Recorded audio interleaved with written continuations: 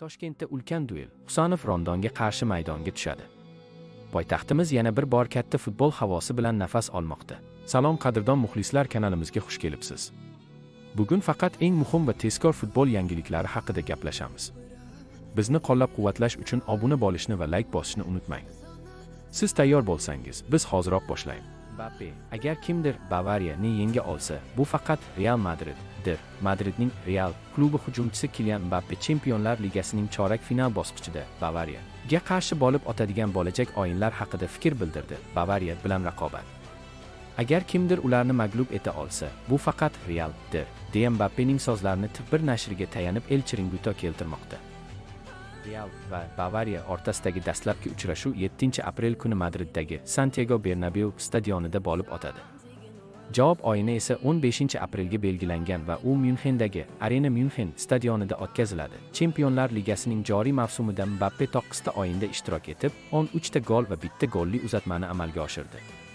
Futbolchining klub bilan amaldagi shartnomasi 2029-yil yoziga qadar mo'ljallangan.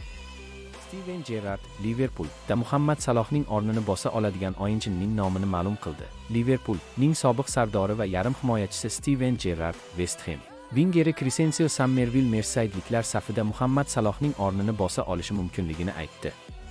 Men Summervillening katta muxlisiman. U aql bovar qilmaydigan darajada yaxshi. Crescencio galabaga och, jamoaning omon qolish uchun kurashayotgan o'yinida maksimal harakat qilmoqda.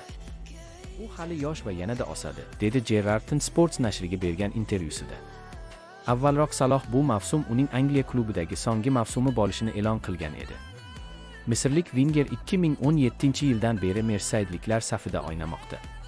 Saloh Angliya chempionatida 310 ta o'yin o'tkazib, 189 ta gol urdi va 92 ta golli pas berdi. Joriy mavsumda Summerville 27 ta o'yinda 7 ta gol urdi va 4 ta golli pas berdi. Venesuela bosh murabbiyi turnirda jismoniy jihatdan kuchli, ko'p yuguradigan va bosim o'tkazadigan jamoalarga qarshi o'ynayapmiz. Venesuela bosh murabbiyi Osvaldo Vizcarrondo Toshkent mezbonlik qilayotgan FIFA Series turniri birinchi turi doirasida Trinidad va Tobagoga qarshi o'yindan so'ng 4-1 o'z fikrlarini bildirdi. Trinidad va Tobago ustidan qozonilgan galabadan juda xursandman. FIFAga turnir taklifi uchun minnatdorchilik bildiraman. Mazkur musobaqa biz uchun o'sishda davom etish, yangi variantlarni izlash va o'yinchilarni ko'zdan kechirishda juda asqotadi. Biz odatda to'qnash kelmaydigan terma jamoalar bilan 2 ta o'yin o'tkazish imkoniga ega bo'ldik. Biroq bugungi kunda futbol ancha tenglashgan. Raqiblar jismoniy jihatdan kuchli, ko'p yuguradigan va bosim o'tkazadigan jamoalardir. Bu esa bizga o'z goyamizni va ozligimizni saqlab qolishda, shuningdek, terma jamoada kamroq maydonga tushayotgan yigitlarni sinab ko'rishda yordam beradi. Bugun ular buni uddalashdi. Shunday ekan, xulosa ijobiy. Ko'plab yaxshi jihatlar bilan qaytyapmiz. Albatta, xatolar ustida ishlashimiz ham kerak, lekin jamoaning jipsligi va yigitlarning terma jamoaga bo'lgan sadoqati bizni xotirjam qiladi. Bu esa kelgusidagi rejalarimiz oldidan bizga kuch bag'ishlaydi, dedi 41 yoshli mutaxassis. Eslatib o'tamiz, Venesuela 30-mart kuni O'zbekistonga qarshi bahs olib boradi. Toshkentda ulkan duel. Husanov Rondonga qarshi maydonga tushadi. Poytaxtimiz yana bir bor katta futbol havosi bilan nafas olmoqda. FIFA Series 2026 doirasidagi O'zbekiston va Venesuela o'rtasidagi bahs nafaqat ikki qit'a jamoalarning to'qnashuvi, balki ikki avlod yulduzlarining o'ziga xos imtihoni bo'ladi. Yangi avlod yetakchisi Abduqodir Husanov o'zbek futbolining bugungi kundagi eng porloq vakillaridan biri. 22 yoshli Abduqodir Husanov zamonaviy himoya chizigining haqiqiy korgoniga aylanib bormoqda. Muxlislarning ushbu iqtidorli o'yinchidan umidlari osmon qadar baland. Diskvalifikatsiya sababli Gabonga qarshi kechgan ilk bahsni o'tkazib yuborgan Abduqodir nihoyat Venesuela bilan o'yinda yashil maydonga tushishi kutilmoqda.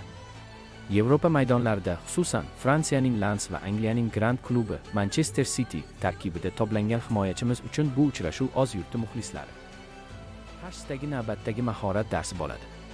Abduqodir faoliyati davomida Mbappe, Saloh, Vinicius va Bellingham kabi dunyo yulduzlariga qarshi munosib qarshilik ko'rsatib, ulkan tajriba to'pladi. Tajriba va shijoat to'qnashuvi. 30-mart kuni Toshkentda bo'lib o'tadigan bahsda Husanovning asosiy raqibi venesuelalik afsonaviy to'purar Salomon Rondon bo'ladi. 36 yoshli Rondon haqiqiy futbol sayyohi. U Ispaniya, Rossiya, Angliya va Argentina kabi mamlakatlarning eng kuchli klublarida top surgan tirik afsonadir. Rondon xalqaro maydonda ham o'ziga xos natijalarni qayd etgan. Venesuela terma jamoasi safida 122 ta uchrashuv, raqiblar darvozasiga yo'llangan 50 ta gol. Toshkentdagi ilk o'yinda zaxiradan tushib, 28 daqiqa ichida dubl qayd etgani uning hali ham sport formasida ekanidan dalolat beradi. Duel: kim g'olib chiqadi? Endilikda futbol ishqibozlari yangi avlodning vakili bo'lgan tezkor va sovuqqon Husanov hamda gol sezish qobiliyati yuqori bo'lgan tajribali Rondon o'rtasidagi duelga guvoh bo'lishadi. Bu bahs nafaqat taktik kurash, balki irodalar to'qnashuvidir. Eslatib o'tamiz. Ushbu hayajonli uchrashuv 30-mart kuni Toshkent vaqti bilan soat 19:00 da boshlanadi. Aziz muxlislar, sizningcha Husanov tajribali Rondonni to'xtata oladimi? Fikrlaringizni yozing. E'tiboringiz uchun rahmat. Futbol olamidagi eng qaynoq voqealarni biz bilan kuzatishda davom eting. Kanalga obuna bo'ling va qo'ng'iroqcha tugmasini bosib qo'ying. Ertangi yangiliklarda ko'rishguncha omon bo'ling.